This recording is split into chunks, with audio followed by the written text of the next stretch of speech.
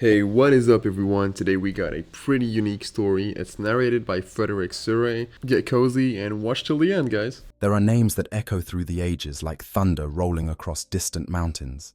Names that carry with them the weight of 10,000 years of war and sacrifice and secrets buried so deep that even those who keep them have forgotten why.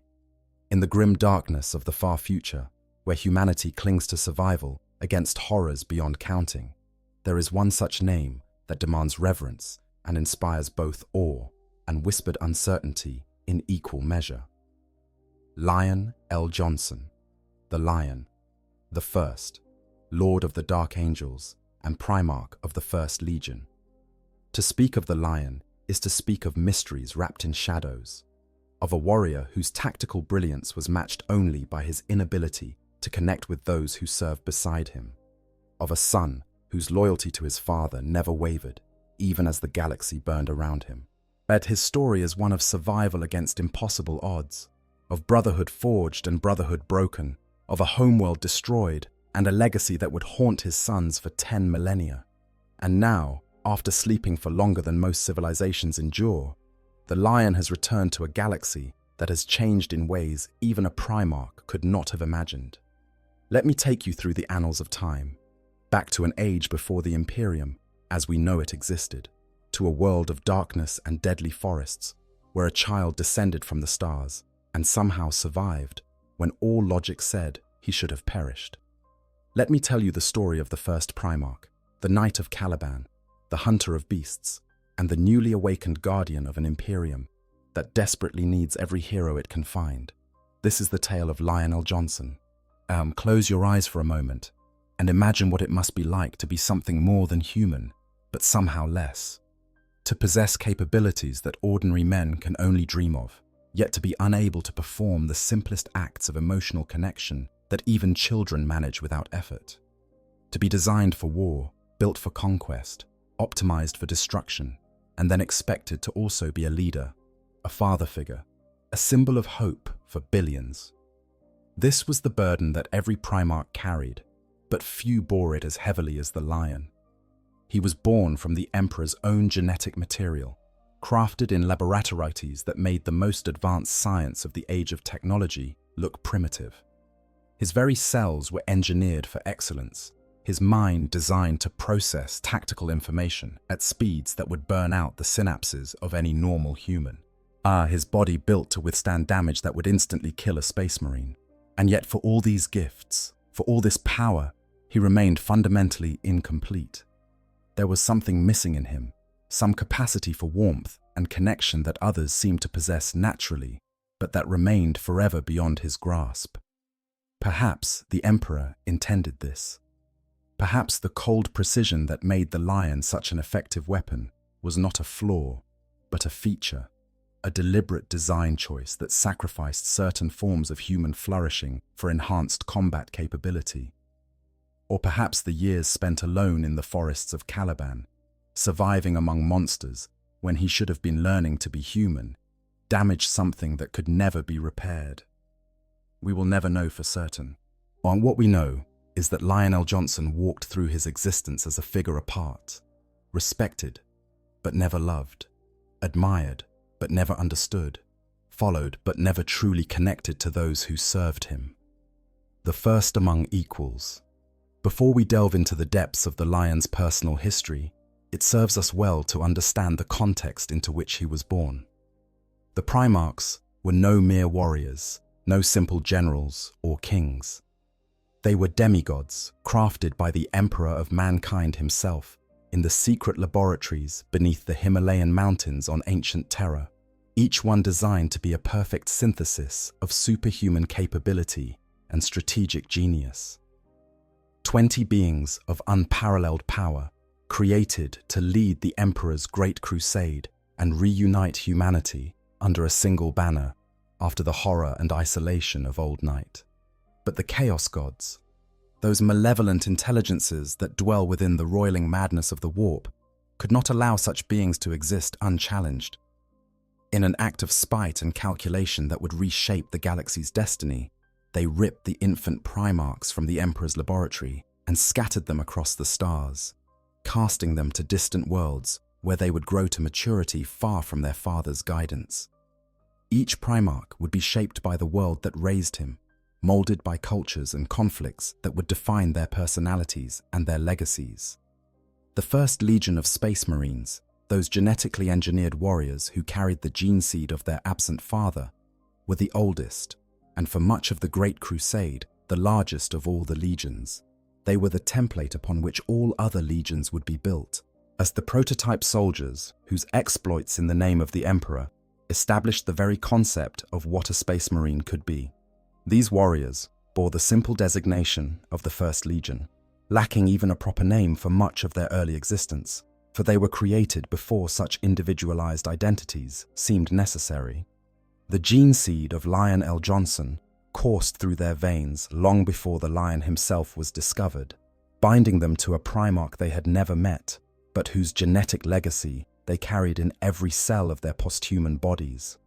When the Emperor's Great Crusade finally reached the world where the lion had grown to manhood, these warriors would at last meet their progenitor, the being from whom they had been created, and they would rename themselves in his honor, taking on a title from the dark legends of his homeworld. They would become the Dark Angels. But this was all yet to come. First, we must travel to a world called Caliban, a planet of such deadly beauty and profound danger that its very existence seemed a challenge hurled at the face of the universe. Here, in forests so dark that sunlight was a stranger to their depths, a child fell from the sky, and somehow, against all probability and reason, survived. The title of First Primarch is itself a matter of some historical complexity. While the lion led the First Legion, that designation referred to the Legion's creation, not to the order in which the Primarchs were discovered. Horus Lupercal was found first among the scattered Primarchs, but becoming the Emperor's favored son, and ultimately the War Master, who would lead the Great Crusade in his father's stead. Yet there is a certain poetry in the fact that the genetic template for the First Legion eventually proved himself to be one of the most capable warriors and strategists among all his brothers, as if the First Legion had been designed to match the excellence of the Primarch who would eventually lead them. The lion's brilliance as a tactician was said to rival even that of Horus himself. Some whispered that in a galaxy where different choices had been made, where different circumstances had prevailed, it might have been the lion who received the title of War Master rather than his more charismatic brother. But the lion was many things that Horus was not. Where Horus was warm and personable, and able to inspire love and devotion with a smile and a word, the lion was cold and distant, his mind a fortress that few could breach, and fewer still could understand. Where Horus understood the hearts of men, the lion understood only the mechanics of war and the cold equations of strategic necessity. This was both the lion's greatest strength and his most profound weakness. It would serve him well in battle, allowing him to make the hard decisions that others balked at, to pursue victory with a single-minded determination that bordered on the inhuman. But it would also isolate him from his brothers, create suspicions where there should have been trust, and ultimately contribute to tragedies that would echo across 10,000 years of warfare. To understand why the lion became who he was, we must understand the world that raised him. We must travel to Caliban. Caliban, the death world of Knight's picture, if you will, a world of endless forests, not the friendly woodlands of a temperate climate, where sunlight dapples through leaves and wildlife chatters in the branches. Picture instead forests of such profound and unrelenting darkness that the humans who lived among them built their entire civilization as a defense against the horrors that lurked beneath the canopy. This was Caliban, a world classified by imperial cartographers as a death world, a planet where the very environment seemed designed to destroy any human who dared to walk its surface. The trees of Caliban were ancient beyond reckoning, their roots reaching down into soil that had been feeding them for tens of thousands of years. Some of the oldest specimens were so vast that entire villages could have been built upon their branches, their trunks wider than the great keeps of the knights who lived in their shadow. These trees grew so close together their branches interweaving in such complex patterns that the forest floor existed in perpetual twilight. Even at midday, when the sun hung directly overhead, only the faintest traces of light penetrated to the ground below. The darkness was complete enough that humans needed torches to navigate even the most traveled paths. In this eternal dusk, a specialized ecosystem had evolved. Plants that required no sunlight, fungi that grew to enormous sizes feeding on decay, and predators whose eyes had adapted to hunt in conditions that would render most creatures effectively blind. The air itself was thick with moisture and the scent of decomposing vegetation, a humid warmth that seemed to press in from all sides. Sounds traveled strangely through the dense growth, sometimes muffled to nothing, sometimes amplified and distorted, until a snapping twig could sound like thunder and a distant roar could seem to come from just behind your shoulder. Caliban orbited its star in the northern reaches of what would later become known as Segmentum Obscurus, the galactic region that housed the Eye of Terror itself. This proximity to that great wound in reality, that tear in the fabric of space where the warp bleeds into the material universe, may explain much of what made Caliban the nightmare world it was. The forests that covered its surface were not merely dangerous in the conventional sense, and they were tainted by something deeper, something that reached beyond the physical into realms of corruption that humanity had not yet learned to name. The chaos energies that seeped through from the eye had been warping Caliban's life for longer than humanity had existed on the planet. The great beasts that roamed these forests were not the product of natural evolution, but of something far more terrible. They were creatures twisted by the touch of powers that defied natural law, predators whose physical forms had been shaped by the malevolent creativity of entities that existed beyond the material universe. Some had too many limbs, their bodies covered in chitinous armor that could turn aside even bolter shells. Others hunted through senses that had no natural explanation, tracking their prey through methods that scientists of the age of technology could not have explained. And all of them were hungry with a hunger that went beyond mere sustenance, a desire to destroy that seemed almost personal in its intensity. The trees themselves grew to titanic proportions, their trunks like the pillars of some primordial cathedral, their branches interweaving overhead to create a canopy so thick that true darkness reigned on the forest floor. In this perpetual twilight, creatures evolved that seemed more nightmare than animal, beasts twisted by influences that defied natural selection into forms of terrible power and malevolent intelligence. These were the great beasts of Caliban, monsters that could tear apart armored knights as easily as a man might crush an insect. Predators whose hunger seemed to extend beyond mere sustenance into something that bordered on hatred for the human interlopers who dared to exist within their domain. The humans of Caliban survived not through dominance of their environment, but through desperate fortification against it. They hacked great clearings from the forests, building massive stone fortresses and castles in these artificial meadows, surrounding their habitations with walls thick enough to withstand the assaults of creatures that should not exist. Their civilization developed along feudal lines, with armored knights serving as the primary defense against the beasts that prowled beyond their walls. These knights were not merely warriors. They were the embodiment of their society's survival instinct, trained from childhood in the arts of combat, unarmored in the best protection their technology could provide, and bound by codes of honor that elevated their duty to something approaching religious devotion. They organized themselves into knightly orders, each based around a fortress monastery where they trained, prayed, and prepared for the endless war against the darkness that surrounded them. The greatest of these orders was simply called the Order, a brotherhood of knights that represented the pinnacle of Calibanite martial tradition. Their fortress monastery stood as a beacon of hope in a world where hope was a luxury few could afford.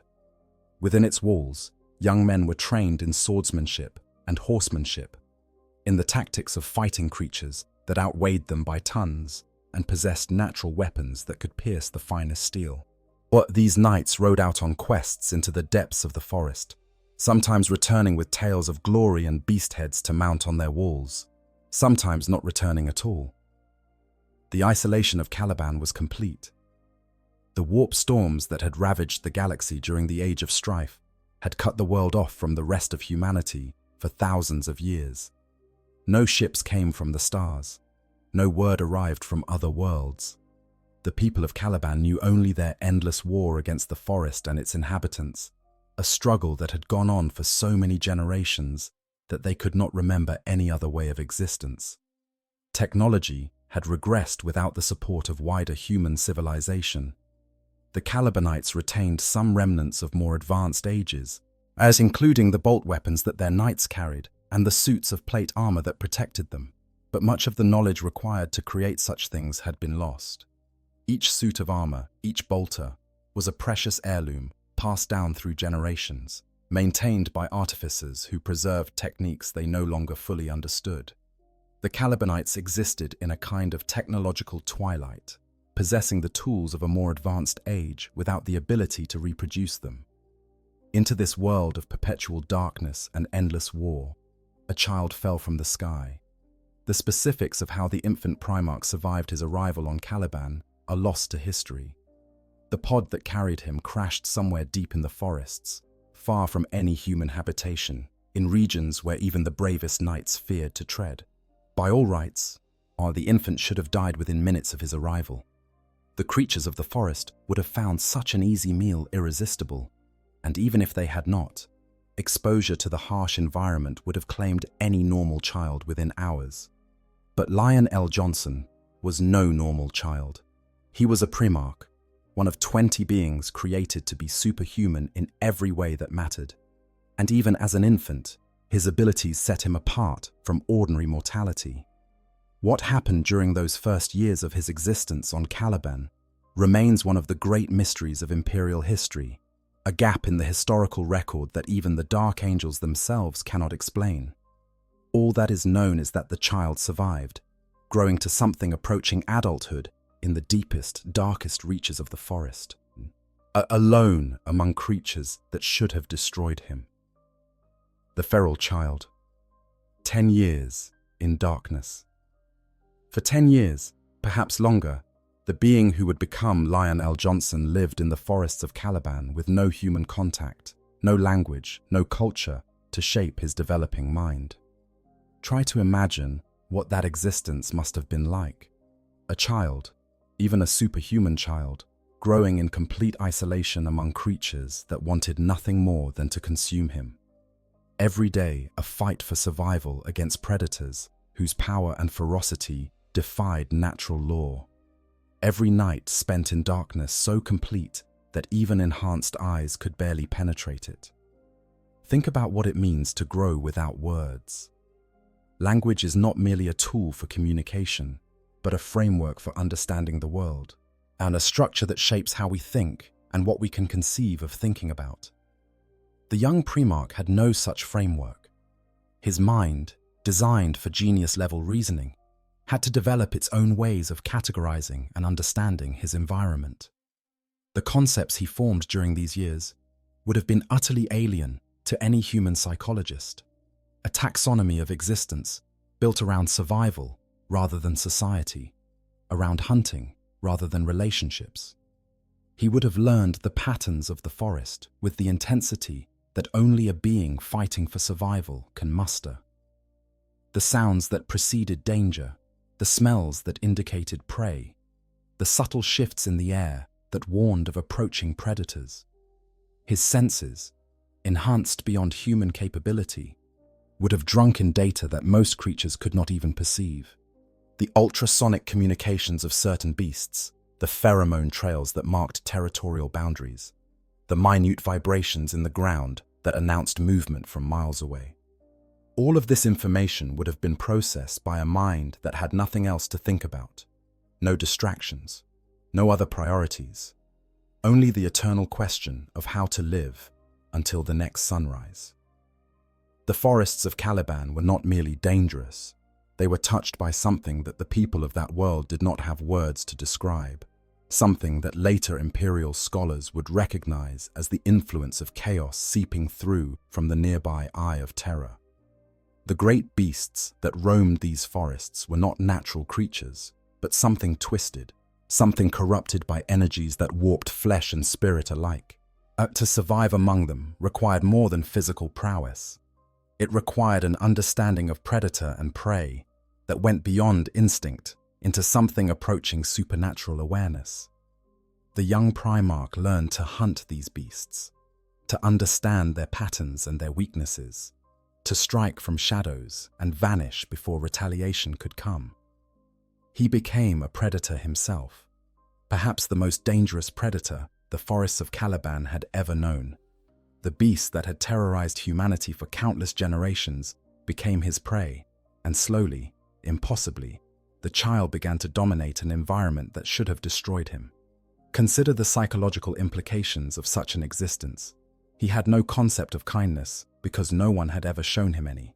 Yet he had no understanding of love or friendship because he had never experienced either. His entire worldview was built around competition and survival, around identifying threats and either avoiding them or destroying them before they could destroy him. Trust was a foreign concept. Cooperation was unknown, and the idea that another being might help him without expecting something in return was quite literally inconceivable. These patterns would remain with him throughout his life. Even after he learned to speak, to understand human society, to lead armies across the stars, the lion would always view the world through the lens of those early years. He would always be looking for threats, always assessing the capabilities and intentions of those around him, always ready to strike first if necessary. While his inability to form deep emotional connections may not have been merely the result of his design, but the inevitable consequence of a childhood spent among monsters, where trust meant death and isolation meant survival. What this isolation did to his developing psyche is a matter of much speculation among those who study the Primarchs. Some argue that the lion's famous emotional distance, his inability to connect with others on a personal level, stems from these formative years spent without any human contact. Others suggest that these traits were inherent to his design, part of the Emperor's plan for a Primarch who would lead through tactical brilliance rather than personal charisma. The truth likely lies somewhere between these positions, and a combination of nature and nurture that produced one of the most enigmatic figures in Imperial history. The people of Caliban knew of the child's existence long before they found him.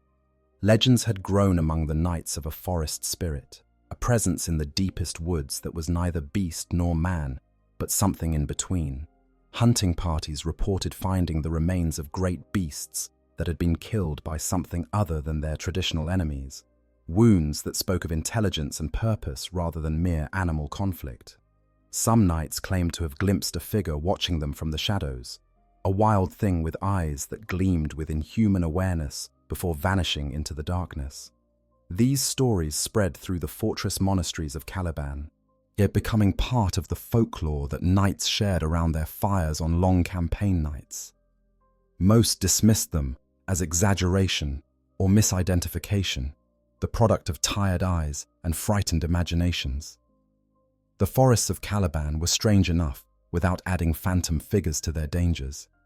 But a few knights wondered if there might be truth behind the tales, if somewhere in the depths of the endless forest, something extraordinary had found a way to survive. The discovery came roughly 10 years after the child's arrival, when a band of knights from the Order was on a quest deep in the forest.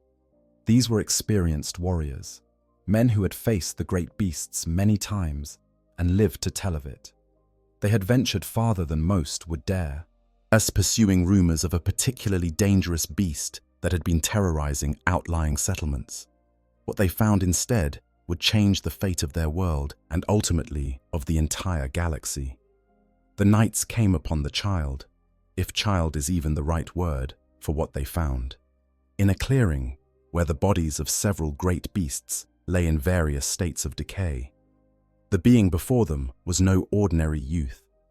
He stood taller than any man had a right to be, his body covered in blood and dirt, his hair a wild mane of tangled gold, his eyes holding an intelligence that seemed at odds with his feral appearance.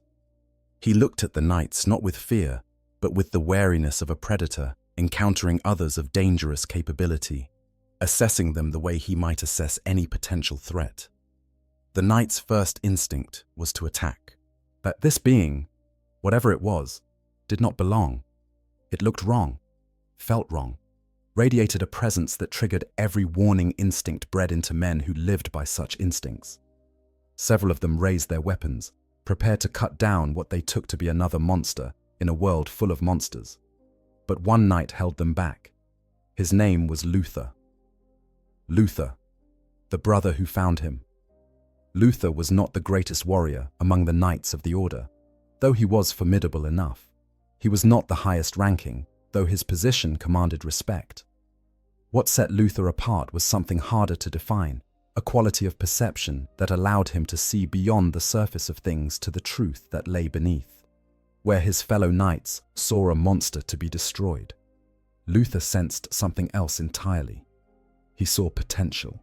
Yet the man who would become the lion's closest friend and ultimately his greatest enemy had lived a life marked by loss long before that fateful encounter in the forest.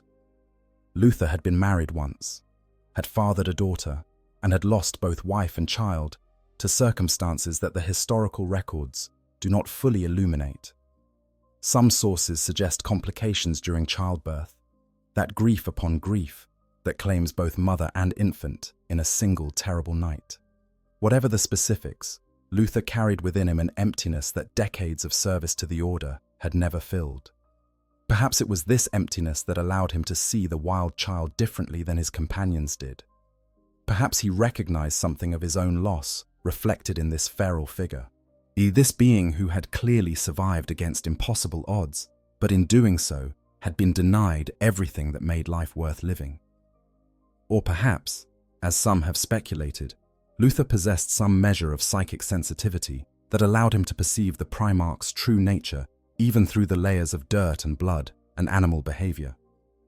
Regardless of the reason, Luther stepped between his fellow knights and the creature they were preparing to kill. He lowered his own weapon and approached the wild child slowly, carefully, with the same measured caution one might use when approaching a wounded beast that could still prove deadly. The other knights thought him mad. This thing, whatever it was, could tear them all apart before they could raise their swords. But Luther ignored their warnings and continued his approach. What passed between Luther and the future lion in those moments is not recorded. Perhaps there were no words, only gestures and expressions, the slow building of trust between two beings who had no common language. Perhaps the child sensed in Luther the first human who had not approached him with fear or aggression, the first person who seemed to understand that he was more than the feral thing he appeared to be. However it happened, Luther succeeded where violence would have failed. He convinced the wild child to come with them, to leave the forest that had been his home and his prison, to venture into a world of humans that he had never known existed. They brought him back to the fortress monastery of the Order, a journey that must have been as terrifying for the wild child as any beast he had faced in the forest. Surrounded by humans for the first time in his memory, confronted with structures and technologies and customs that made no sense to a mind shaped by wilderness survival, the future lion had to adapt to an entirely new mode of existence. That he did so, and did so with remarkable speed, speaks to the supernatural capabilities built into every Primarch. It was Luther who gave him his name.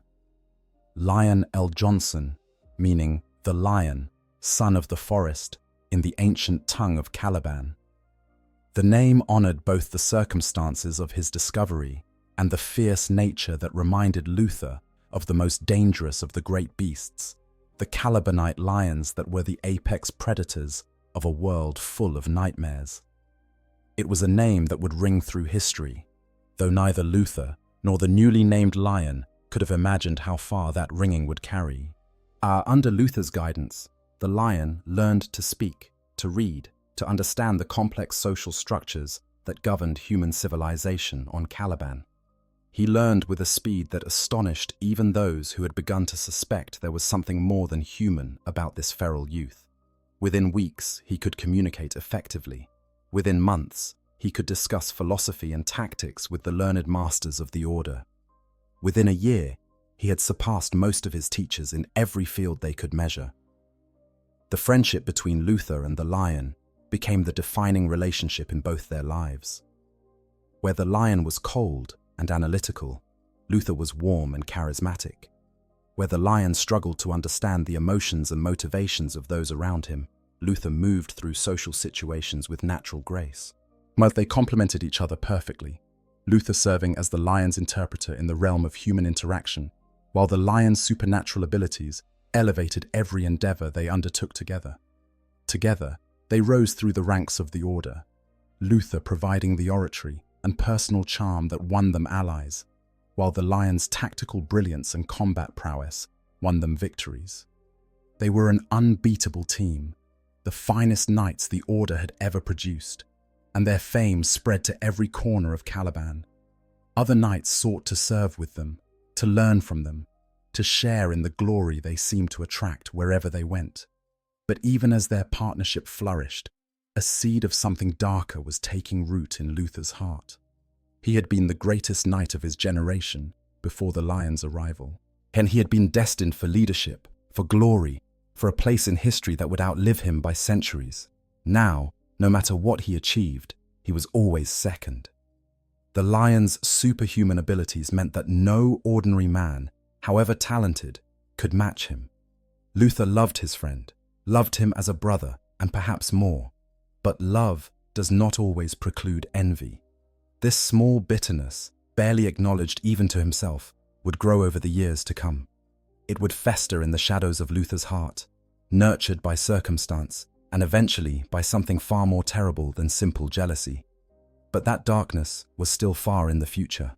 For now, Luther and the Lion were brothers in all but blood, united in their determination to free their world from the monsters that had terrorized it for so long. The crusade of Caliban, purging the great beasts.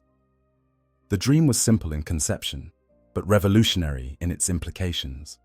For thousands of years, the humans of Caliban had merely survived against the great beasts, maintaining their fortress clearings against endless assault, but never truly challenging the dominance of the monsters that ruled the forests. Luther and the Lion proposed something different. They proposed the complete eradication of the great beasts, a crusade that would cleanse Caliban of its nightmarish inhabitants once and for all. It was a goal that many considered impossible, perhaps even insane. The forests of Caliban stretched across the entire planet, endless miles of darkness and danger that no army could hope to patrol completely.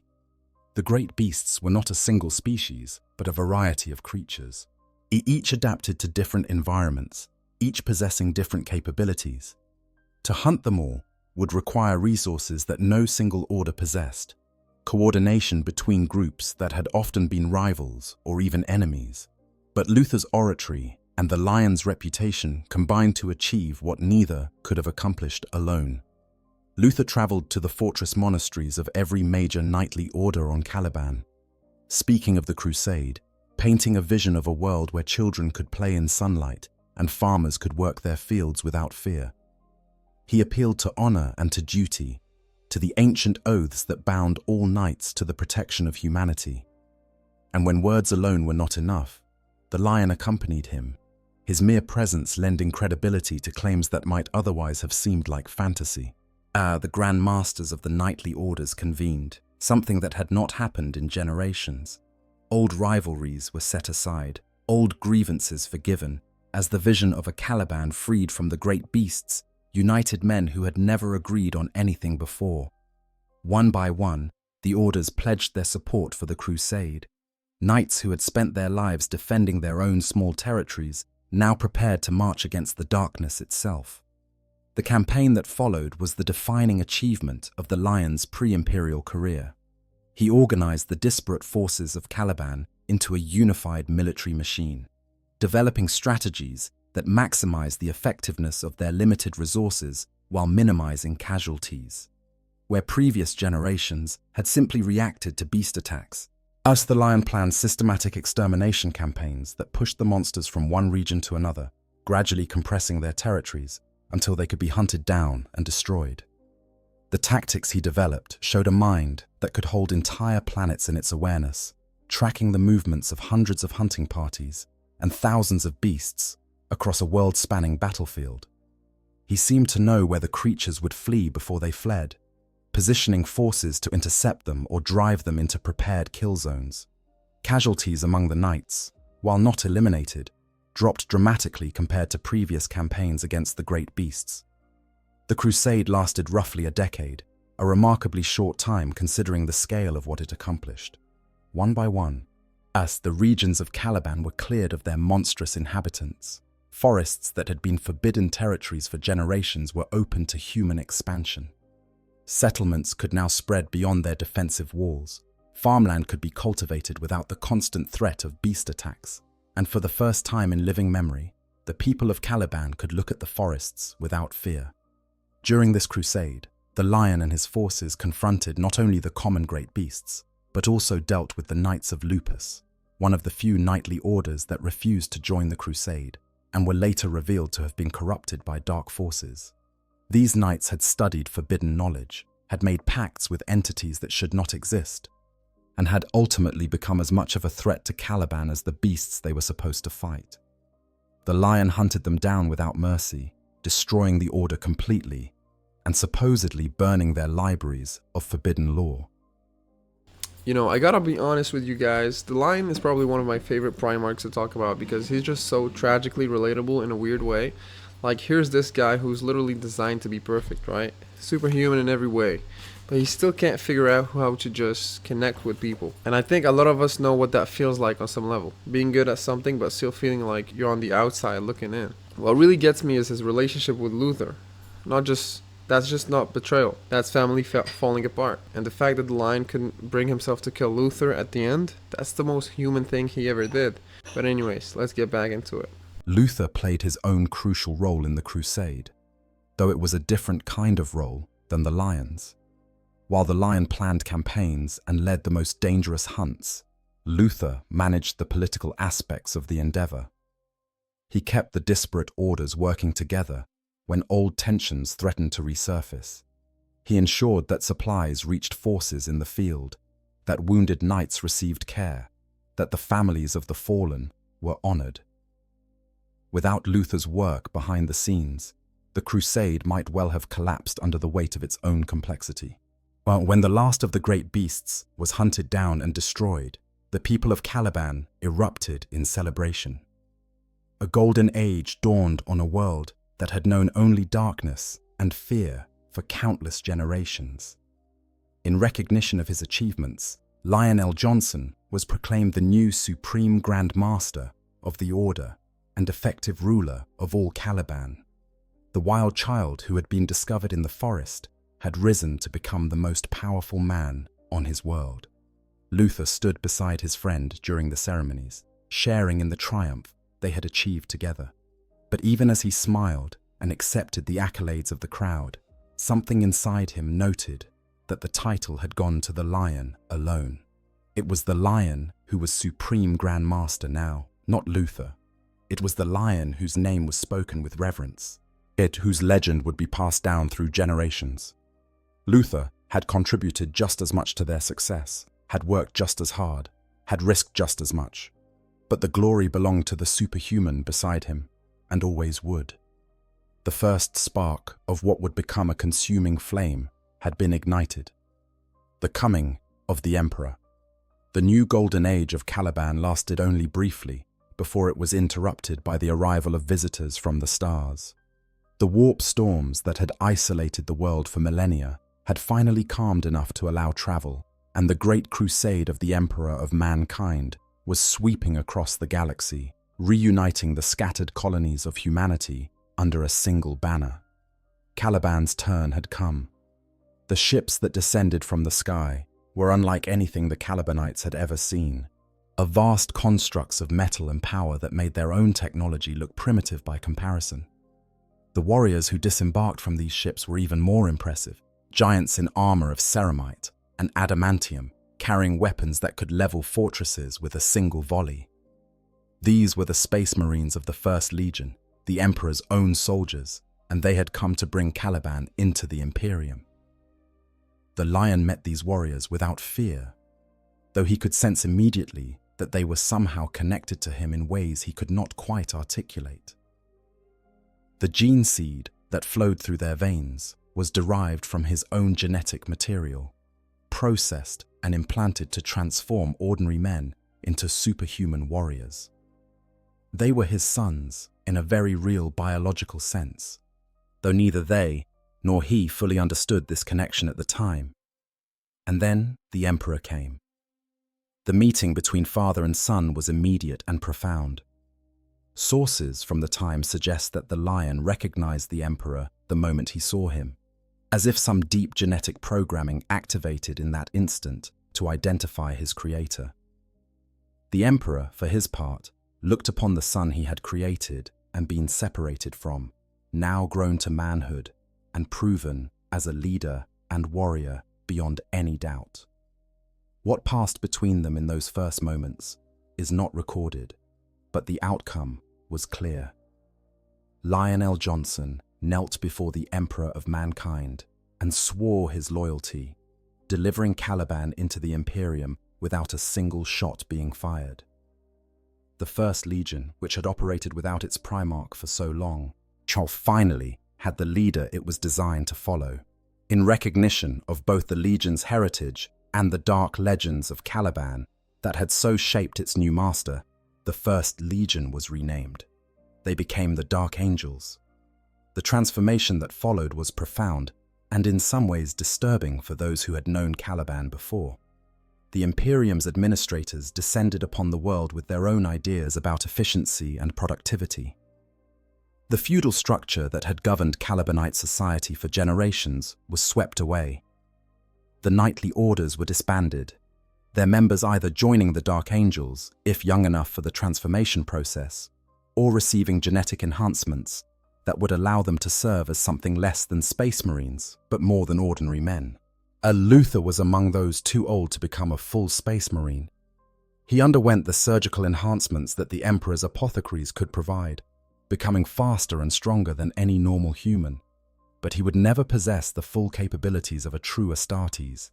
He would never be the equal of the superhuman warriors who now filled the ranks of the Dark Angels.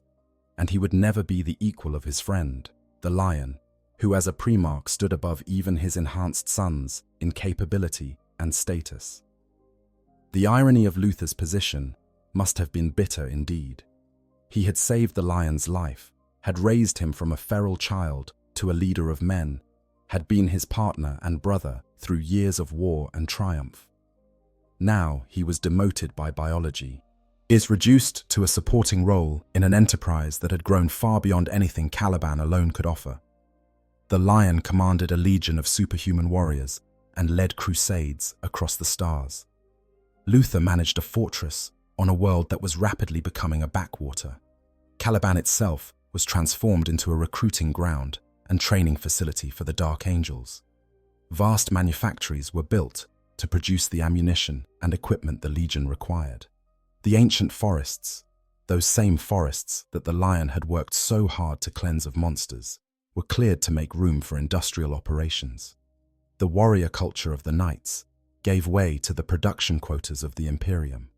Many of the old nobility found themselves dispossessed, their lands taken for imperial projects, their traditional roles rendered obsolete, and the seeds of resentment were being planted across Caliban, though their harvest would not come for many years. For now, the Lion was consumed by a new purpose, a crusade that made his campaign against the great beasts look like a minor skirmish. The Great Crusade called, and the Dark Angels would answer. The Rangdan Xenocides, baptism in fire. The Great Crusade was the Emperor's grand project to reunite humanity under a single government after the isolation and horror of the Age of Strife. Expeditionary fleets spread across the galaxy, bringing world after world into compliance with imperial rule. Some joined willingly, grateful to be reconnected with the rest of humanity. Others resisted and had to be convinced through force. It was the greatest military campaign in human history, and the Dark Angels were at the forefront. But the Great Crusade faced obstacles beyond mere human resistance. The galaxy was home to countless alien species, many of them hostile to humanity's expansion. Most of these Xenos threats could be handled through conventional military operations, overwhelmed by the sheer power the Imperium could bring to bear. But there was one enemy that almost brought the entire crusade to a halt. One species so powerful and so terrible that their very existence has been largely erased from Imperial records, the Rangdan. We know frustratingly little about this enemy that came so close to destroying the Imperium in its infancy. Imperial records of the Rangdan Xenocides have been heavily censored, entire battles and campaigns reduced to single lines or eliminated entirely. What we know is that the Rangdan emerged from the galactic north and east. It's a species of such technological prowess and military capability that they pushed back the Great Crusade on every front they engaged. The scale of the conflict was staggering. Entire expeditionary fleets disappeared without a trace. Whole systems fell to the Rangdan advance.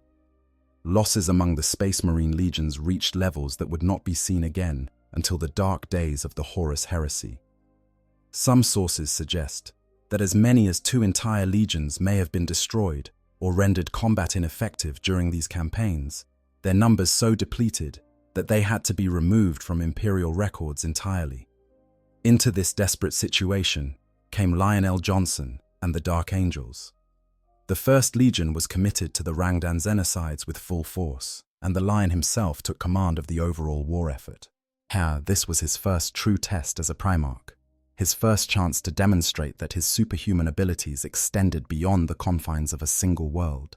The great beasts of Caliban had been fearsome opponents, but they were nothing compared to an interstellar empire capable of challenging the might of the Imperium itself. The Lion proved equal to the challenge. His tactical brilliance, developed through decades of fighting monsters on Caliban, translated perfectly to the vastly larger scale of interstellar warfare. He coordinated campaigns across multiple star systems, managed supply lines that stretched across sectors, and led from the front in engagements that would have destroyed lesser commanders.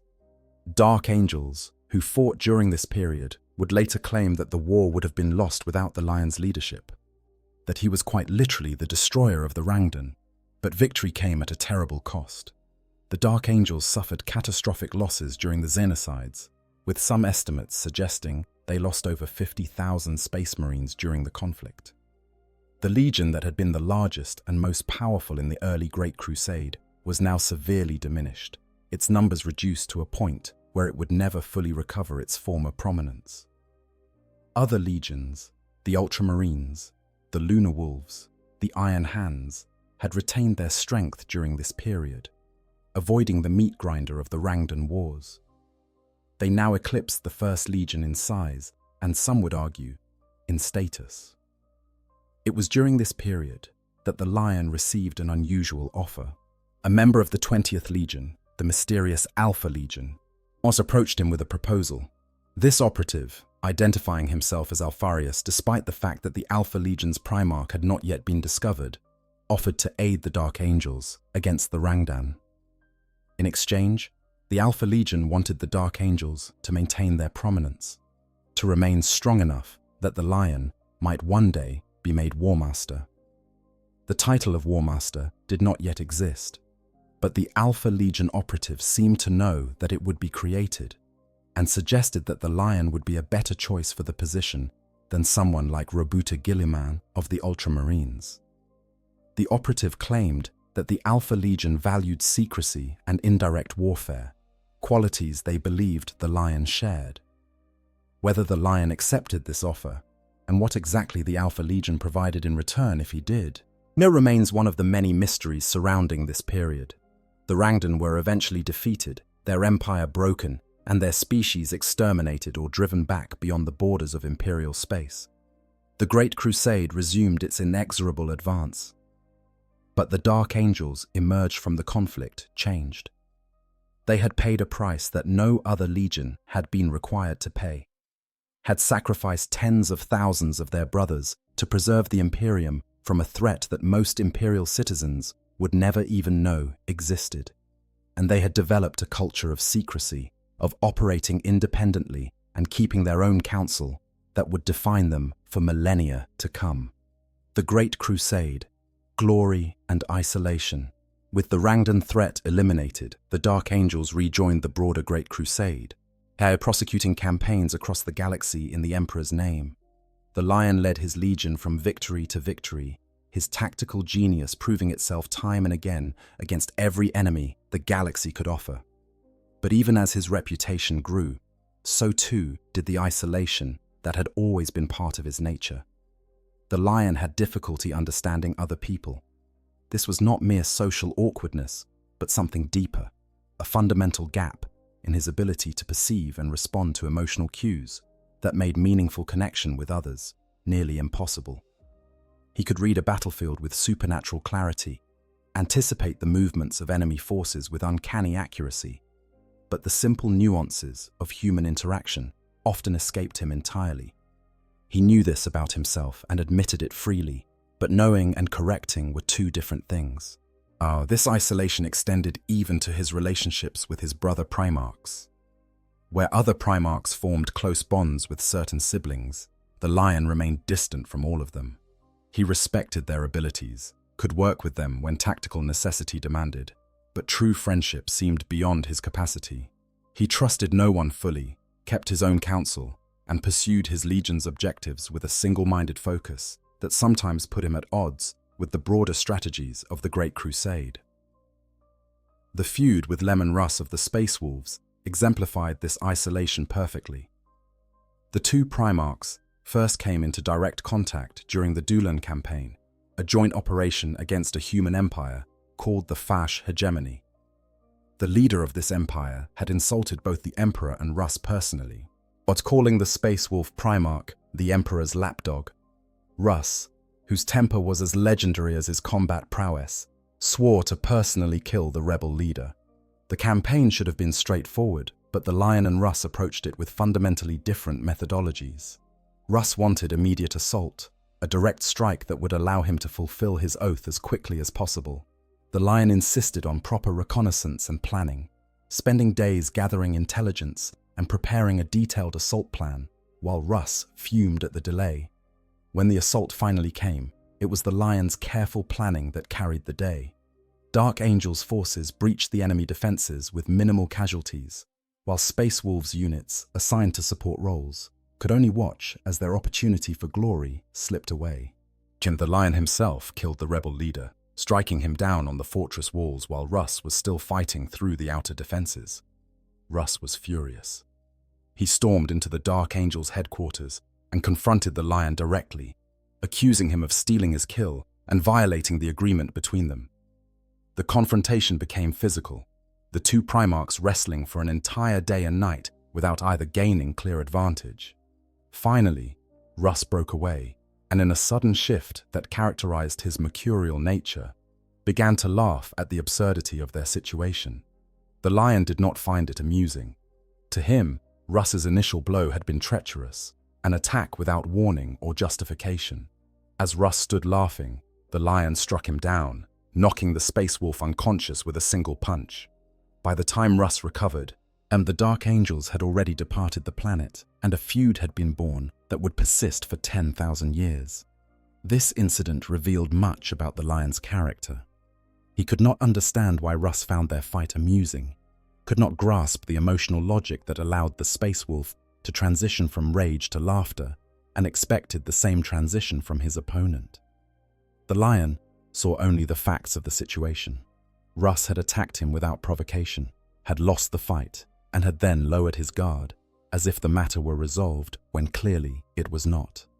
His response was tactically sound, but socially catastrophic. The Sarosh campaign provided another glimpse into the relationships that complicated the Lion's existence. Sarosh was a world that had agreed to join the Imperium, but secretly harbored resentment against their new masters. The planetary government planted a nuclear device aboard the Lion's flagship, intending to assassinate the Primarch and strike a blow against Imperial expansion. Luther discovered the bomb before it could detonate. He should have immediately alerted the Lion, should have raised the alarm and evacuated the ship while there was still time. Instead, he hesitated. In those crucial seconds, something inside Luther asked whether this might be his opportunity. The Lion's death would change everything, would create a vacuum of leadership that Luther might fill. For a terrible moment, Luther considered letting his friend die. His better nature prevailed. He disabled the bomb with the help of a librarian named Zahariel, and the Lion's life was saved. But somehow, the Lion knew. He could not have witnessed Luther's hesitation, could not have read his thoughts during those crucial seconds, but he knew nonetheless. Whatever psychic sensitivity the Primarch possessed, it revealed to him that his closest friend had wavered in his loyalty. The Lion's response was to exile Luther to Caliban, ostensibly to oversee recruitment and training operations for the Legion. It was framed as an important duty, a recognition of Luther's administrative capabilities. But everyone understood the truth. Luther and the 500 Dark Angels who accompanied him had been banished from the Great Crusade, denied the glory of fighting among the stars, relegated to a backwater world that was rapidly losing all connection to the man who had once saved it from monsters. The exile broke something in Luther. For years he had suppressed his jealousy, had convinced himself that his friendship with the Lion transcended his resentment of always being second. Now that friendship seemed hollow, a lie that the Lion had discarded the moment it became inconvenient. Luther did his duty on Caliban, training new recruits and sending them to join the crusade, but inside him a darkness was growing that would eventually consume everything he had once believed in. The Horus Heresy, loyalist in the shadows. When the Horus Heresy exploded across the galaxy, the Lion and the Dark Angels were far from the initial carnage. They had been engaged in a campaign against a Xenos empire on the eastern fringe, deliberately positioned by Horus himself to be too distant to interfere with his planned betrayal. By the time news of the traitors' actions at Istvan reached them, the massacre was long over, and half the legions had declared for the War Master. Imagine receiving such news across the vast distances of space. The Vox communications would have been garbled, fragmentary, describing events so terrible that they seemed impossible to believe. Brother legions turning on one another, Primarchs leading their sons against the very Imperium they had sworn to protect. The Emperor's most trusted son, the War Master himself, revealed as a traitor who had allied with the very forces the Great Crusade was meant to destroy. It was the kind of news that shattered certainties and rewrote everything one believed about the nature of reality. The Lion's response to the news was characteristically complex. He did not immediately rush to terror, as some of his brothers did. Instead, he saw an opportunity to strike a meaningful blow against the traitors, while positioning himself for what might come after. If Horus's rebellion was as doomed as it initially appeared, if the loyalist response crushed the traitors quickly, then there would be a void in imperial leadership that someone would need to fill. The Lion had always believed he should have been War Master. Now, with Horus revealed as a traitor, perhaps that belief could finally be vindicated.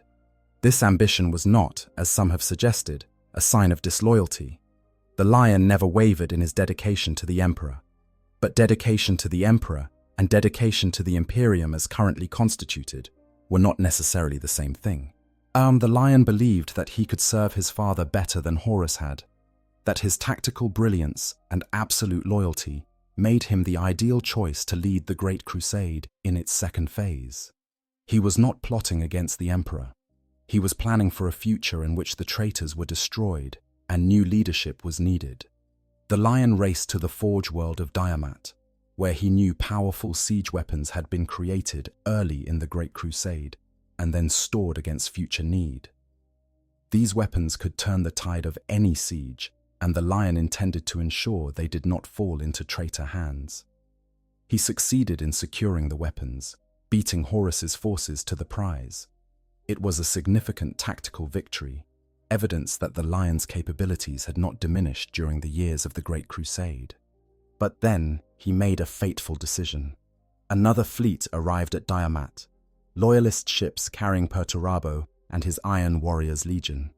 Perturabo explained that he was racing to join the counterattack against Horus, and the siege weapons would be invaluable in breaking through the traitor's defenses. The Lion, seeing a chance to both aid the loyalist cause and position himself as a major contributor to the coming victory, agreed to hand the weapons over. This moment deserves examination because it reveals so much about the Lion's weaknesses. He was facing a brother Primarch, someone he had known for decades, someone who had fought beside him in numerous campaigns. Perturabo's legion was renowned for its siege capabilities, and his request made tactical sense. The weapons would indeed be valuable in any assault on traitor fortifications. From a purely logical standpoint, the Lion's decision was sound. But the Lion could not read people. He could not sense the deception in Perturabo's words, could not detect the hint of treachery that a more emotionally attuned individual might have noticed. His superhuman intellect could process tactical information with unparalleled precision, but it could not perform the simple act of intuiting another being's true intentions.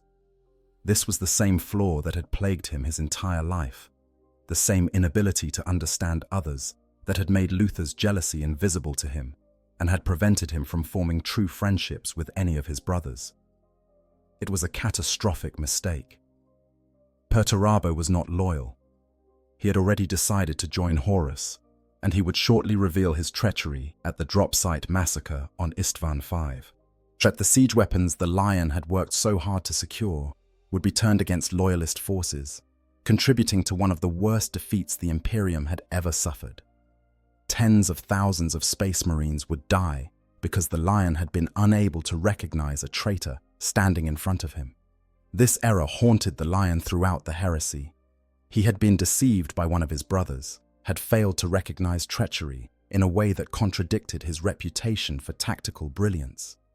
The failure stemmed from the same emotional blindness that had always plagued him. He could not read people, could not sense the duplicity that a more emotionally aware Primarch might have detected. His trust in the wrong person had cost the Imperium dearly. Determined to redeem himself, the Lion turned his attention to the Night Lords. Conrad Kurz, a Primarch of the 8th Legion, had been dispatched by Horus to the eastern fringe to keep the Dark Angels occupied and prevent them from reaching Terra. What followed was the Thramus Crusade, a brutal campaign that would last for years and claim tens of thousands of lives on both sides. The Thramus sector had been strategically important to the Imperium, containing several forge worlds whose industrial capacity could tip the balance of the heresy one way or another. Kurz and his Night Lords had swept through the sector with characteristic savagery, destroying everything that could be destroyed and terrorizing those populations they chose to leave alive. The campaign was designed not merely to secure resources, but to create such an environment of fear and suffering that the Dark Angels would be forced to respond, diverting their strength from the thrust toward terror. The war between the Dark Angels and Night Lords was a study in contrasts. The Lion fought with cold precision, his campaigns calculated to achieve maximum effect with minimum waste. He analyzed enemy positions with supernatural clarity, identified weaknesses that others could not see, and struck with overwhelming force at exactly the right moment to achieve his objectives. His armies moved like pieces on a regicide board, each maneuver part of a larger strategy that only he could fully comprehend. Kurz fought with sadistic cruelty, his operations designed as much to inflict terror as to achieve tactical objectives. The Night Lords did not merely defeat their enemies, they destroyed them psychologically, leaving mutilated bodies and atrocity-struck survivors as warnings to those who might consider resistance. They struck without warning, vanished before retaliation could come, and seemed to take genuine pleasure in the suffering they caused. Both Primarchs were masters of their respective styles, and neither could achieve a decisive advantage over the other. The Lion's precision was countered by Kurz's unpredictability. Every time the Dark Angels seemed poised to crush the Night Lords, Kurz would slip away, abandoning positions that should have been defended and striking where the Dark Angels least expected. Every time Kurz seemed to have achieved a strategic advantage, the lion would spring some trap that negated the Night Lord's gains. The conflict reached a crucial moment when Kurzi invited the lion to parley on the world of Sagualsa. The Night Haunter claimed to have foreseen the future, to know how the heresy would end and what fate awaited both their legions. He taunted the lion with prophecies of the Dark Angel's loyalty being questioned, of secrets that would shame them for eternity. Whether these prophecies referred to the coming events on Caliban or to something else entirely, Kurzi never made clear. The meeting dissolved into violence, as meetings with Kurzi so often did. The lion stabbed his brother through the torso, nearly killing him before Night Lord's reinforcements arrived to separate the two. Both Primarchs were dragged away by their sons, too wounded to continue fighting. The Thrammer's crusade continued, but neither side would achieve a complete victory. All throughout this period, the lion wrestled with a terrible realization. He had wanted to be War Master. He had believed, with the absolute conviction that characterized everything he did, that he was the best choice for the position. Now, Horus held that title and had used it to plunge the Imperium into civil war. The lion's ambition, had it been fulfilled, might have prevented the entire catastrophe, or it might have led to a different kind of disaster, with the lion's own flaws creating problems that Horus's would not have caused. There was no way to know. The Ruin Storm, a massive warp disturbance created by traitor sorcerers, trapped the lion and many of his brothers in Ultramar for much of the later heresy. He chafed at this imprisonment, desperate to reach Terra and defend his father. But when a path through the storm was finally discovered, the lion agreed to help create a diversion that would allow Sanguinius and the Blood Angels to reach Terra in time for the final battle. But the lion would not reach Terra until after Horus was dead and the Emperor was interred upon the Golden Throne. Once again, he had arrived too late. Once again, circumstances had denied him the chance to prove his worth. And now, worse news awaited him. Caliban had betrayed him. Caliban burns, the destruction of home. The return to Caliban should have been a homecoming. The lion had been away for years, fighting across the galaxy in his father's name, and now the heresy was over. Horus was dead, the traitors were in retreat, and the Imperium, though bloodied, still stood. It was time to rebuild, to recover, to prepare for whatever challenges the future might bring.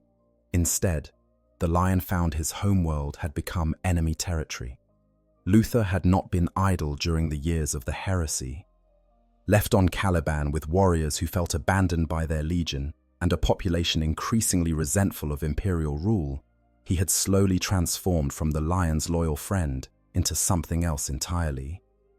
The jealousy that had always lurked in his heart had been nurtured by isolation and fertilized by darker influences. Caliban's proximity to the Eye of Terror meant that chaos whispered constantly to those who could hear it, and Luther had begun to listen. The details of Luther's fall are complex and in some ways contradictory. He did not simply turn to chaos as the traitor Primarchs had done. It did not pledge himself to any single dark god or embrace corruption for its own sake. His rebellion was more personal, more specific. He came to believe that the Lion and the Imperium had betrayed Caliban, had exploited its people and destroyed its culture for the benefit of a distant emperor who cared nothing for them. His resistance was framed as independence rather than treachery, as protection of his homeworld rather than service to chaos. But the distinction was largely meaningless. Luther had begun to use the powers of the warp, had read the forbidden books of the Knights of Lupus that the Lion had ordered destroyed, had unlocked psychic abilities that he had not possessed before.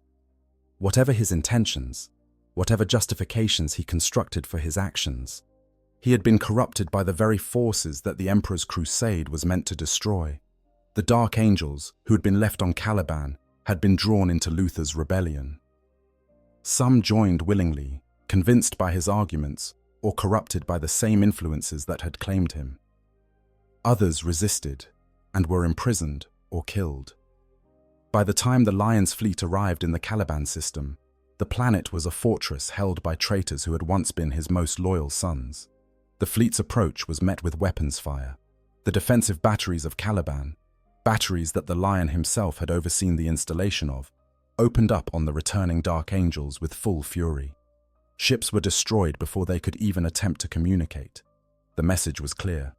Caliban had declared its independence from the Imperium and would fight to maintain it.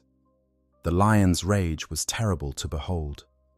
He had endured the betrayal of half his brothers during the heresy, had fought against former friends and allies across countless battlefields, had watched the Imperium tear itself apart in civil war.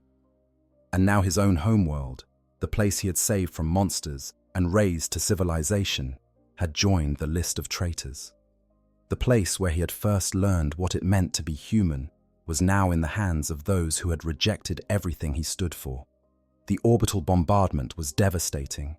Dark Angel's ships hammered Caliban's surface with every weapon at their disposal, reducing cities to rubble and cracking the planet's crust with the force of their assault. The Lion was not interested in conquest or reclamation. He wanted destruction. He wanted to burn away the corruption that had claimed his world and scatter the ashes to the void. When the bombardment had weakened Caliban's defenses enough, the Lion led a personal assault on the fortress monastery of the Order, the same fortress where he had been raised from feral child to knight. Luther waited for him there, powered by warp energies that should have made him no match for a Primarch, but somehow allowed him to stand against the Lion as an equal. Their battle was apocalyptic. The fortress that had stood for thousands of years was reduced to ruins around them, as the two former friends fought with every weapon and power at their disposal. The Lion's superior physical capabilities were matched by Luther's warp-enhanced strength, and neither could gain a decisive advantage as the world literally crumbled beneath them. Finally, the Lion gained the upper hand. He struck Luther down, wounded him grievously, and stood ready to deliver the killing blow. But he hesitated.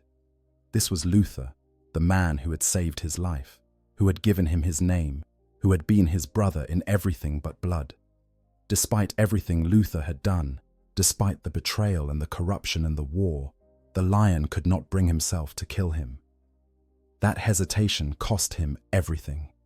Luther, drawing on reserves of dark power that should have been exhausted, unleashed a blast of warp energy that struck the Lion with devastating force. The Primarch fell, mortally wounded by the friend he had refused to kill. In that moment, something broke in Luther's mind. He looked upon the fallen form of the Lion and realized what he had done. He had killed his friend, his brother, the man he had raised from a feral child. All the justifications he had constructed, all the rationalizations that had allowed him to convince himself he was in the right, dissolved in the face of the Lion's fallen body. Luther began to weep, his sanity shattering under the weight of his crime. The Chaos Gods, watching from the warp, saw that their opportunity to claim the Lion had failed. In their rage at this failure, they tore open a rift in reality itself. A warp storm of unprecedented power engulfed Caliban, ripping the planet apart and scattering the rebellious Dark Angels across time and space.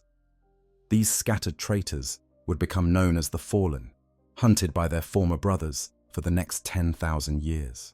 When the storm finally subsided, Caliban was gone. Only a single fragment remained, an asteroid that contained the ruins of the fortress monastery, protected by ancient void shields that had somehow survived the catastrophe. This fragment would become known as the Rock, the mobile fortress monastery of the Dark Angels chapter and the eternal reminder of their greatest shame. Luther was found amid the ruins, broken and insane, babbling incoherently about the Lion returning someday to forgive them all. He was imprisoned in the deepest cell of the Rock, where he would remain for 10,000 years, his existence known only to the highest-ranking members of the Dark Angels. Of the Lion himself, there was no sign. His body had vanished during the warp storm, taken somewhere beyond the knowledge of his sons. There, the Dark Angels searched desperately, hoping to find their Primarch alive, or at least recover his remains for proper honors. They found nothing. The Lion had simply disappeared. 10,000 years of sleep. For 10 millennia, The Imperium believed Lionel Johnson was dead. His name was spoken with reverence as one of the fallen heroes of the heresy, a Primarch who had given his life in service to the Emperor. Statues were raised in his honor. Prayers were offered for his soul. The Dark Angels themselves mourned their father's loss while carrying the terrible secret of what had truly happened on Caliban. But the lion was not dead. Deep beneath the rock, in chambers that even the highest-ranking Dark Angels did not know existed, the Primarch lay in a sleep so profound that it resembled death. The Watchers in the Dark, those mysterious beings who had observed Caliban for millennia before the lion's arrival, had taken him there. They tended to his wounds, watched over his slumber, and waited for the moment when he would be needed again. The nature of this sleep remains one of the great mysteries surrounding the lion.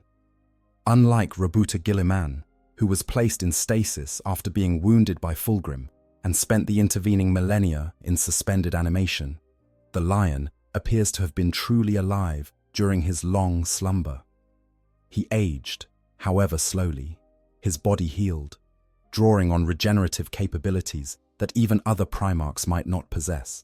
And somewhere in the depths of his unconscious mind, something was changing. Meanwhile, the Dark Angels chapter continued its existence as one of the foremost defenders of the Imperium.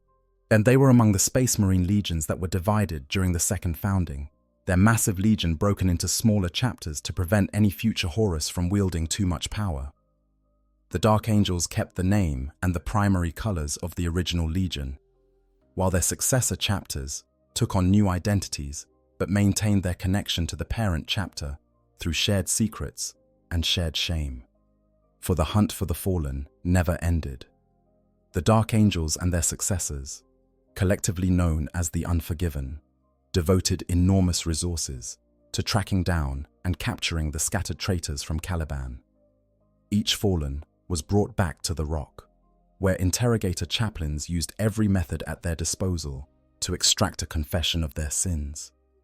Those who confessed were granted the Emperor's peace, but those who refused were subjected to torments that could last for centuries. This obsession with the fallen shaped the Dark Angels' culture in profound ways. They became secretive to the point of paranoia, hiding their chapter's history even from supposed allies. They developed a reputation for unreliability, breaking off from joint operations without explanation when rumors of fallen activity reached them. They maintained the Inner Circle, a nested series of initiations that revealed progressively more of the chapter's true history to those deemed worthy, with the full truth known only to the Supreme Grand Master and those few who had somehow survived the original fall of Caliban. Luther remained imprisoned beneath the rock throughout these millennia, his madness occasionally giving way to moments of lucidity that the Dark Angels found both unsettling and strangely hopeful. During these moments, Luther would speak of the lion's return, would insist that his former friend was not dead but merely sleeping, waiting for the moment when the Imperium would need him most. Most dismissed these ravings as the delusions of a broken mind, but some wondered if the arch-traitor might know something that they did not. The galaxy changed around the sleeping Primarch in ways that would have been unimaginable to those who fought in the Great Crusade. The Imperium calcified into a theocratic nightmare, worshipping the Emperor as a god, despite his explicit instructions to the contrary. Technology regressed as knowledge was lost and innovation was suppressed. The threats that the Great Crusade had temporarily held at bay returned in force, pressing in on humanity from every direction. And the Eye of Terror pulsed with ever-increasing malevolence, waiting for its moment to strike. That moment came with the 13th Black Crusade, when Abaddon, the Despoiler, finally achieved what his predecessors had failed to accomplish and broke through the defenses of Cardia. The great fortress world fell, and with it the pylons that had held back the expansion of the Eye of Terror for 10,000 years. Reality itself tore open, creating a massive warp rift called the Cicatrix Maledictum that split the galaxy in two. The Imperium Nihilus, the dark half of the galaxy cut off from the light of the Astronomicon, fell into chaos. Worlds were lost, communications were severed, and billions died as demonic incursions swept across planets that had never known the touch of chaos before. The Imperium faced its greatest crisis since the heresy itself, and there seemed to be no way to stop the spiral into destruction. But deep beneath the rock, something stirred. The lion awakens. Return of the First. The circumstances of the lion's awakening are shrouded in mystery, as befits a figure who has always been defined by secrets. We know that he did not simply open his eyes and rise from his bed of 10,000 years. There was a journey involved, a passage through a strange realm called Mirror Caliban that existed somewhere between reality and the warp. This place was a reflection of the world that had been destroyed, a ghostly echo of forests and fortresses that no longer existed in the material universe. Here, the lion wandered through memories made manifest, through landscapes that were familiar and alien at once. The Watchers in the Dark, those enigmatic beings who had observed Caliban long before humans ever set foot upon its soil, guided him through this strange journey. Their nature remains one of the great mysteries of the Warhammer 40,000 universe. They appeared to serve the Lion and the Dark Angels, yet their motivations were never fully explained. Perhaps they were creatures of the warp who had aligned themselves against chaos. Perhaps they were something else entirely, beings from an age so ancient that even the Eldar would consider them primordial. Whatever their nature, they had preserved the Lion during his long sleep, and now they helped him find his way back to the waking world. Within Mirror Caliban, the Lion discovered weapons that would define his new existence. A radiant power sword called Fealty, named for what he believed he owed to his father and the Imperium, and the Emperor's shield, an Auramite aegis that had once been wielded by the master of mankind himself. The sword Fealty was not merely a weapon, but a symbol, its name representing the Lion's understanding of his place in the cosmos. He was a servant, not a master. His purpose was to serve his father and the Imperium that father had created, not to seek glory or power for their own sake. The Emperor's shield was an even more significant artifact. This great aegis had protected the Emperor himself during the wars of unification on ancient Terra, during the early battles of the Great Crusade before he retreated to his laboratories beneath the Himalayas. To carry such a relic was to be marked as a champion of humanity in the most literal sense, to bear a physical reminder of the Emperor's presence into every battle. The shield was said to possess mysterious properties, reflecting the force of attacks back upon those who struck it, as if the Emperor's own protection extended through the artifact to its bearer. What the Lion did not find was the Lion Sword, the blade he had carried throughout the Great Crusade and the Horus Heresy.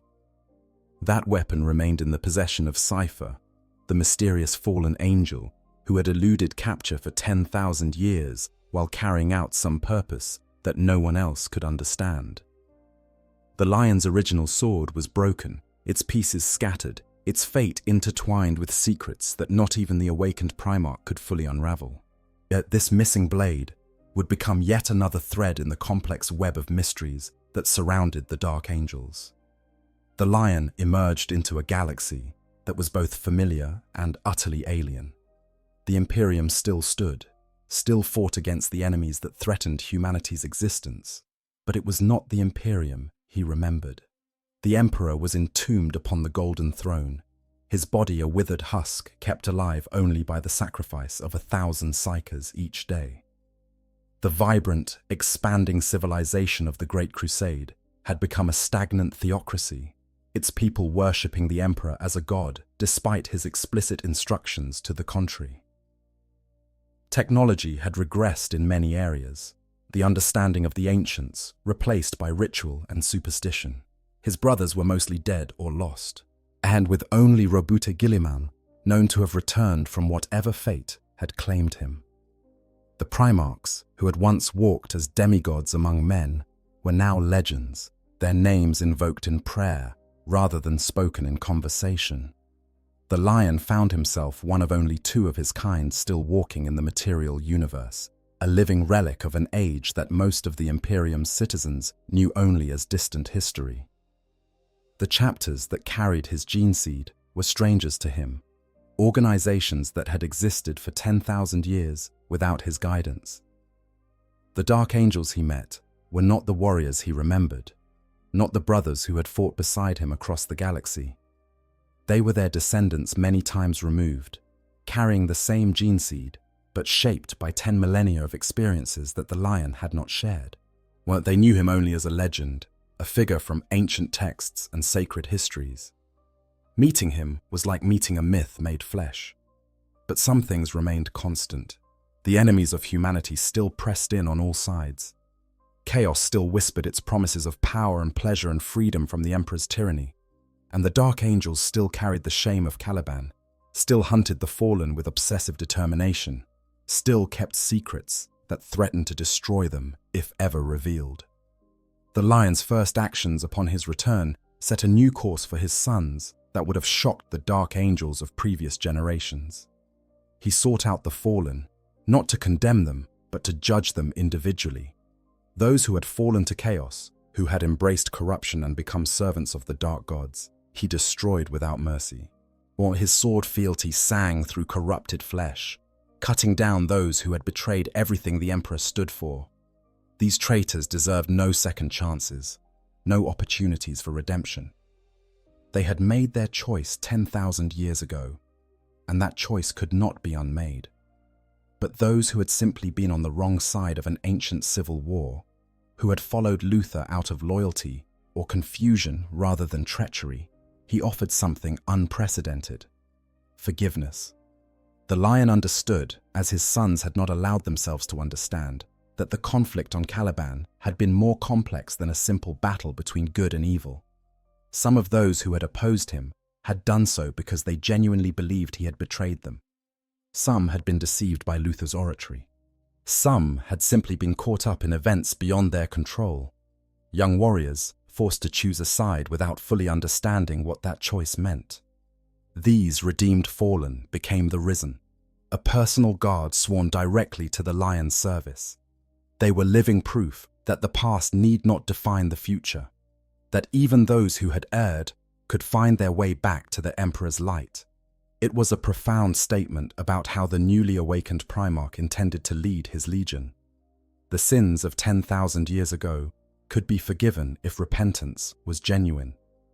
The endless hunt that had consumed so much of the Dark Angels' resources and attention could finally come to an end, replaced by a new purpose, focused on the present rather than the past. The Lion made contact with the Blood Angels, and one of the few chapters that had maintained a relatively positive relationship with the Dark Angels over the millennia. He learned that Reboot Guilliman had indeed returned, that another of his brothers walked the stars once more. The galaxy was not entirely bereft of the Primarch's guidance after all. But before the Lion could reunite with his brother, there was a battle to be fought.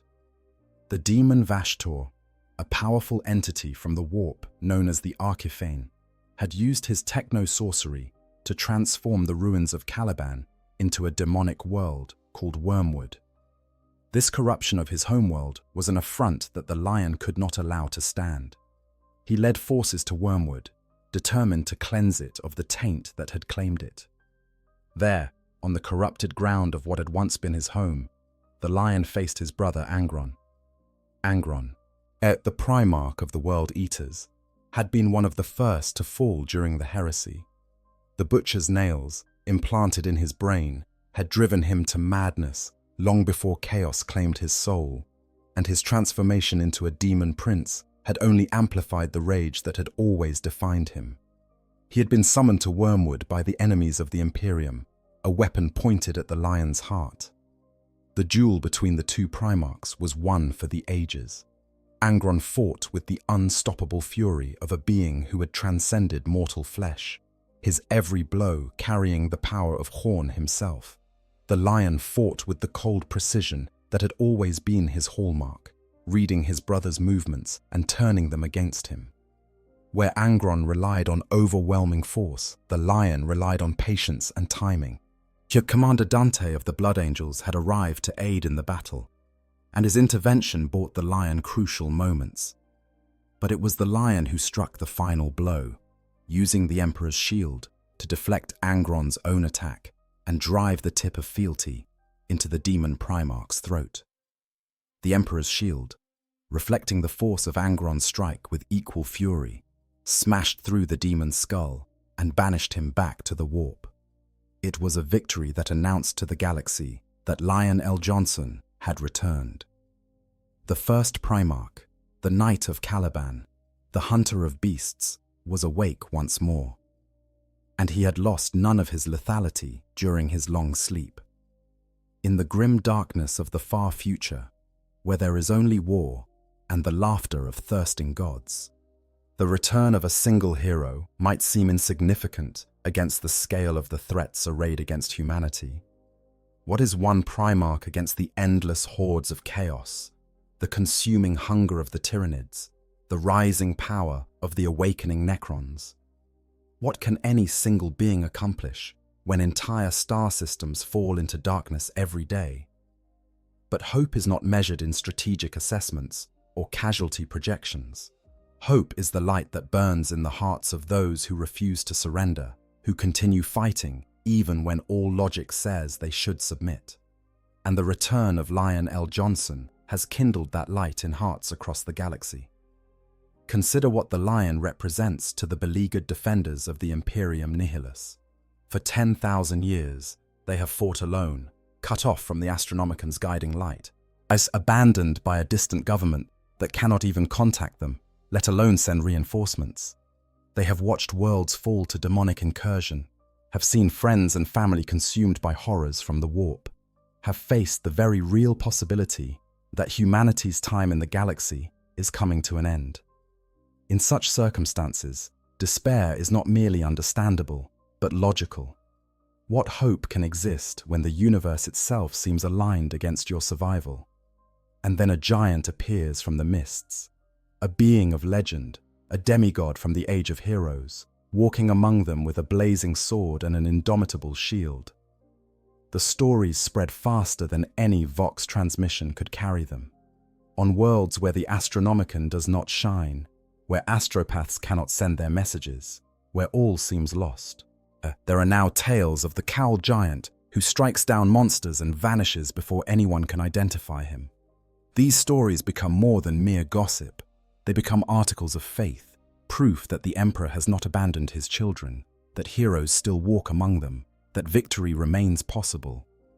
In the Imperium Nihilus, where the light of the Astronomican does not reach and demons walk openly upon worlds that once knew only the Emperor's peace, there are now stories of a giant knight who appears from mists that should not exist, who cuts down monsters with a blazing sword and vanishes before his identity can be confirmed. Some call him the Cowled Giant. Others name him the Unforgiving Knight. A few, perhaps touched by some fragment of truth, speak of the Emperor incarnate walking among them once more. And soldiers who had resigned themselves to death now fight with renewed determination, hoping to live long enough to see the lion in person. Civilians who had given up on survival now rebuild their communities, believing that the Emperor's protection has finally returned to their forsaken corner of the galaxy. Even Imperial commanders who had been preparing last stands now begin planning counter-offensives, trusting that the tide of war is finally beginning to turn. The lion himself has little patience for such mysticism. He was created to be a weapon, not a symbol. He was designed to win wars, not to inspire hope. But perhaps he is learning that the two are not so different after all. Perhaps 10,000 years of sleep have changed him in ways that he himself does not fully understand. Or perhaps he was always more than he allowed himself to believe.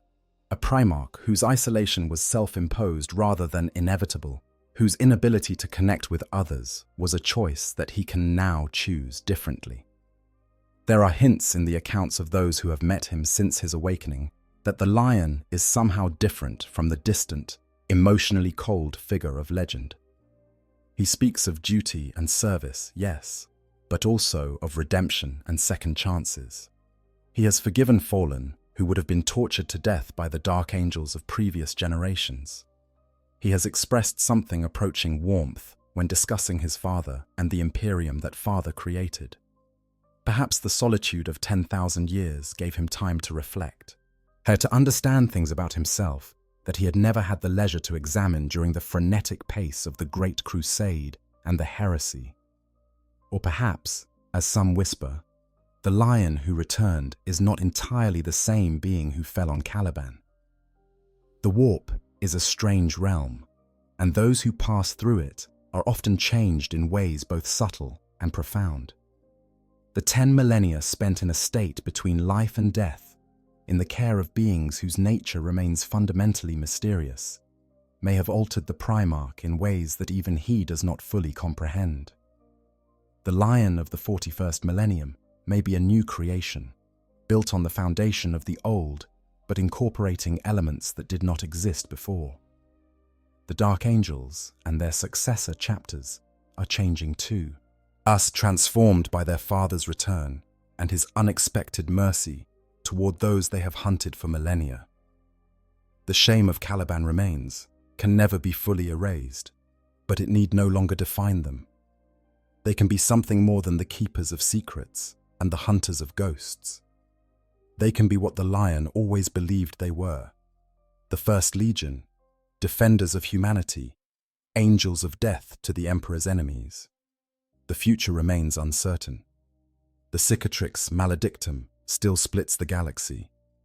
Chaos still presses in on all sides. The threats facing humanity have not diminished simply because one more hero has taken the field. But for the first time in 10,000 years, there is something besides desperation in the hearts of those who serve the Imperium.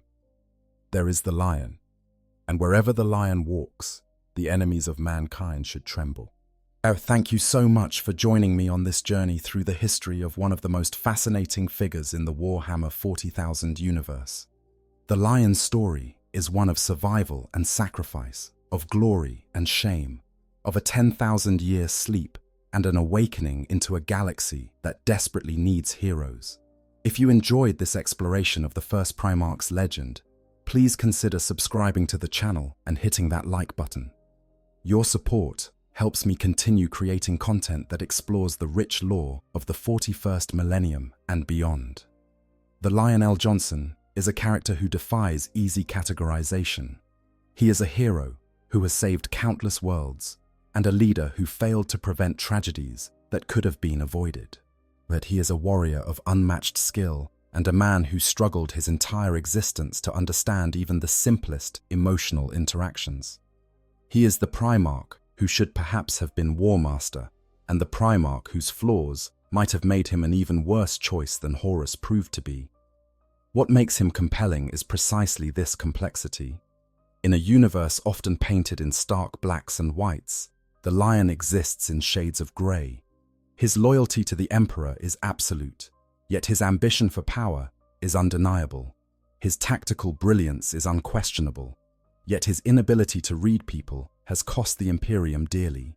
He is simultaneously one of the greatest heroes humanity has ever produced, and a deeply flawed individual whose limitations have caused immense suffering.